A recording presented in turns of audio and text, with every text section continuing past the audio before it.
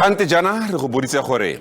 paka eno ke a gore ditokololo tsa di-stokvel di itumelele maungo a matsapa a bona a go itima mo gare ga ngwaga ba bolokela paka ya keresemose. Fa o lebile dikgwetlho tse di lebaneng industry eno fa ditokololo di tshwanetse go itumelela maungo a bona, a o akanya gore o santse o ka inyalanya le stokvel mme o tsibogile jana mo WhatsApp. Bogologolo tala sebobane re bata sa mokotla sampa re mpampetsa mme gompieno dilo di etogile re tsietsana re le maloko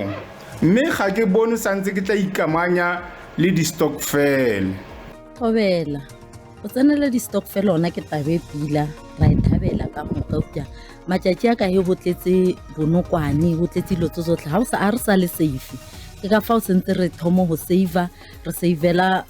Christmas re savela ka mo dibankeng ka taba gore di bonokwane ke bo bontšhi re a utswetswa re a tšeelwa se leng sa rena se re tepoloketseng sona ngwa ka moka ke a leboga.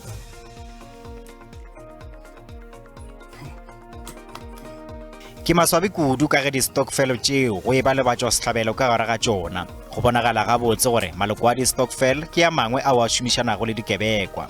Nna ke re go kaone gore tšhelete ya di-stokvel e abelwane ka di-bank account e se ke ya ntšhwa bankeng go efoga bothata bjo.